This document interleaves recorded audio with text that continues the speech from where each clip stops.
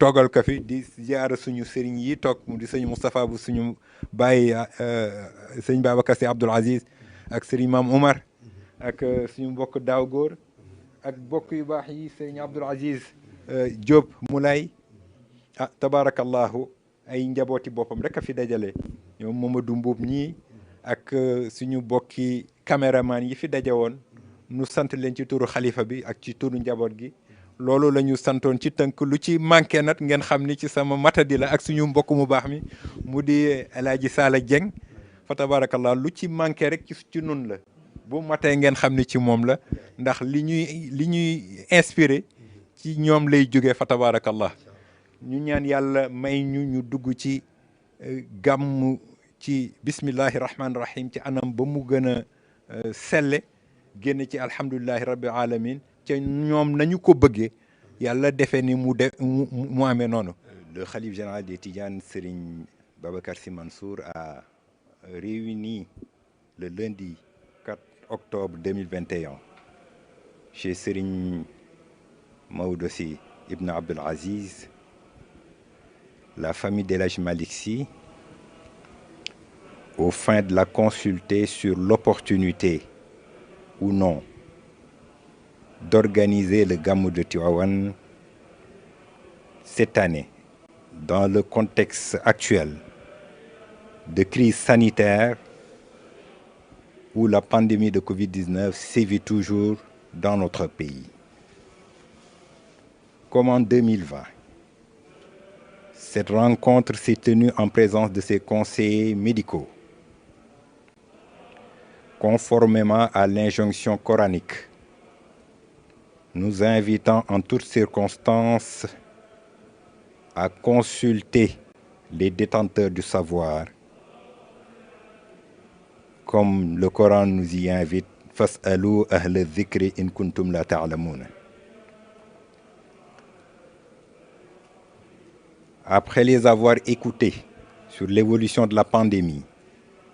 et pris en compte leurs recommandations, s'en est suivi une concertation avec la famille du Saint-Homme,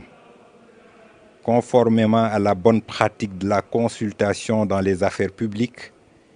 édictée par le Coran, wa shawirhum fil amri,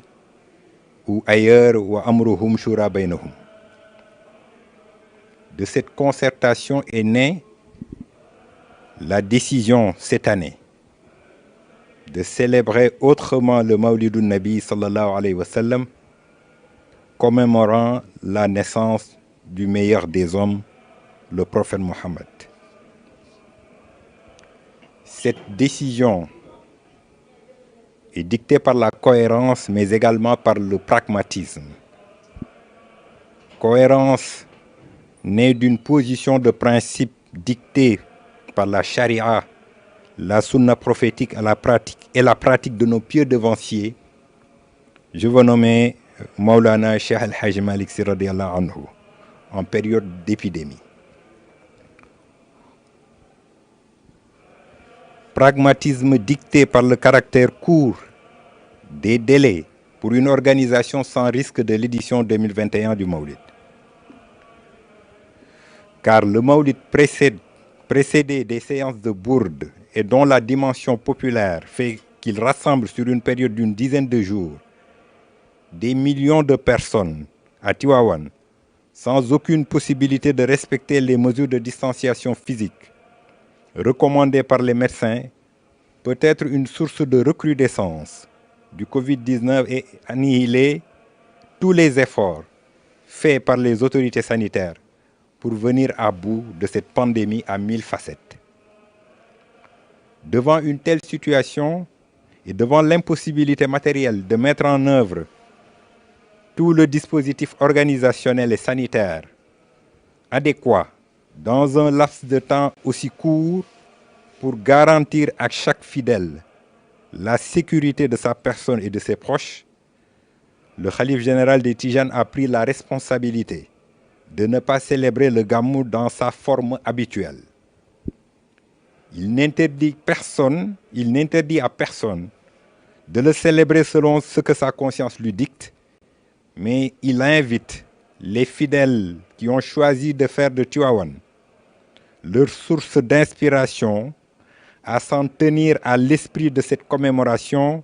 dans leur intimité, par la prière, par la lecture du Saint-Coran, par les invocations, par le repentir et par le retour scrupuleux à Dieu. Il les exhorte à fuir le blâmable et ce qui y incite,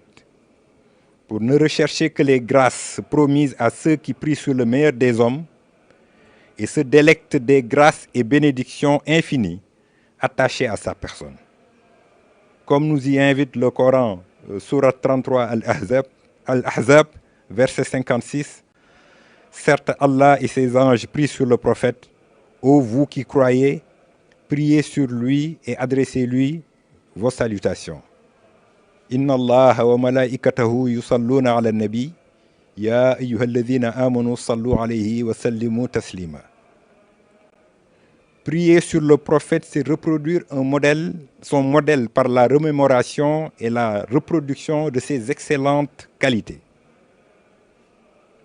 Notre maître Cheikh El Hadji Malick Sy radiyallahu ta'ala anhu nous invitait déjà en son temps à rester dans les limites d'une célébration sans ostentation et à s'éloigner des frontières du blâmable. Ala azimu layla al-wiladati hisbatan idha lam yakun nahwa al-harami udulu. Raison pour laquelle la première édition du Maoulid célébrée sous sa direction l'a été par lui et par son disciple et compagnon El Hadji Rawhan Ngom de Pal, se partageant le Coran qu'ils ont psalmodié tout au long de la nuit. C'est pourquoi, comme l'année dernière, le Khalife général des Tidianes Serigne Babacar Sy Mansour invite à une célébration sobre chez vous, entouré de vos familles,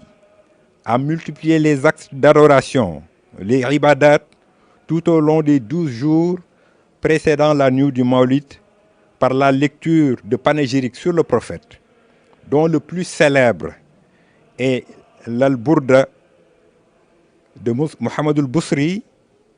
que Cheikh El Hadji Malick Sy radiyallahu anhu avait choisi pour rythmer sa marche glorieuse sur les traces du prophète Mohammed sallallahu alayhi wa sallam. Paix et salut sur lui.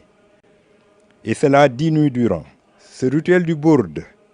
sera maintenu symboliquement dans de petits cercles et vulgarisé avec l'appui de nos médias Asfiyahi TV et Malikia TV pour faire profiter aux fidèles des bénédictions liées à sa lecture. Le Gamou étant également depuis toujours un moment de partage du savoir par excellence, le Khalife encourage l'innovation pour une dématérialisation des espaces de diffusion du savoir grâce aux technologies de l'information et de la communication afin de réduire les contacts à risque et éviter la propagation de la maladie à Covid-19 tout en sacrifiant à la tradition d'en faire le prolongement de l'université populaire de Maulana Cheikh El Hadji Malick Sy. C'est pourquoi une série de webinaires et de panels virtuels seront proposés par le comité scientifique de la Zawiya Tijaniya en relation avec la commission culturelle du COSCAS pour maintenir intacte la flamme de l'animation scientifique et culturelle. Enfin, le jour du Gamou sera l'occasion pour le Khalife de délivrer un message fort à l'endroit de la Oumma islamique, de la nation et à l'endroit de la grande famille d'El Hadji Malick Sy. Il nous exhorte surtout à rester dans le respect strict des mesures édictées par les autorités sanitaires. Il saisit l'occasion pour saluer l'engagement et l'abnégation de nos vaillants médecins et de nos autorités sanitaires qui luttent âprement pour préserver nos vies. Qu'ils en soient vivement remerciés, qu'Allah subhanahu wa ta'ala rétribue leur abnégation et leur sacrifice. Il prie Dieu subhanahu wa ta'ala de nous préserver tous pour pouvoir célébrer comme il se doit le Gamou l'année prochaine, Inch'Allah, coïncidant avec les 100 ans de la disparition de notre vénéré guide Cheikh El Hadji Malick Sy radiyallahu ta'ala anhu. D'ici là,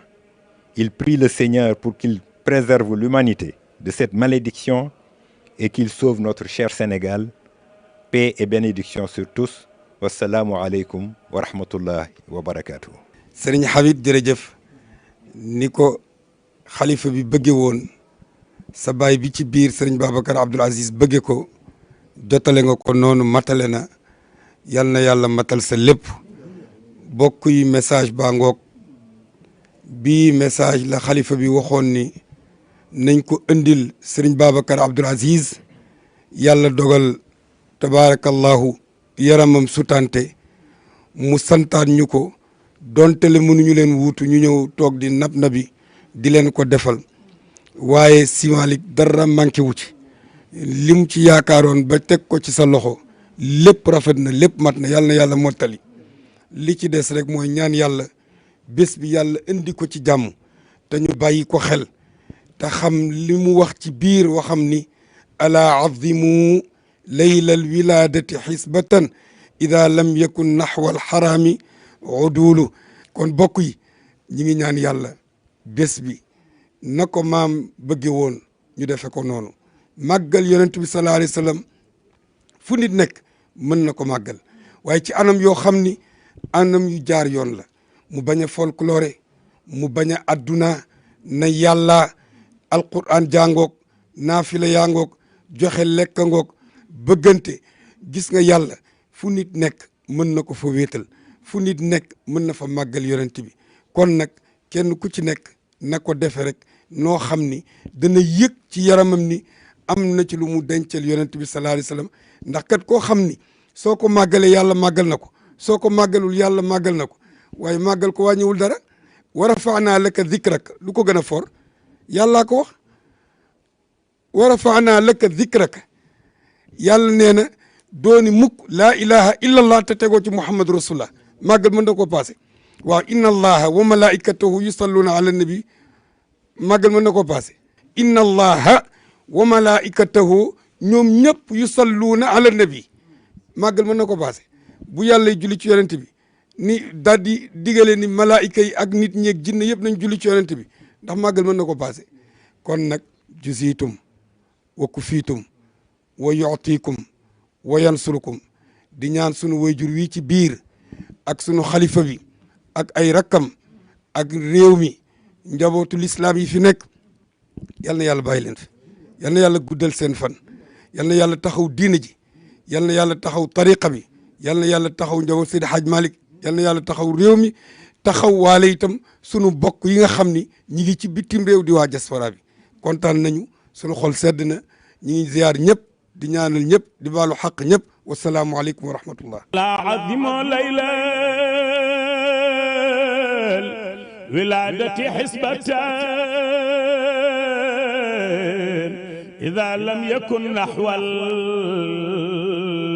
alxarami udulu ana azimu layla.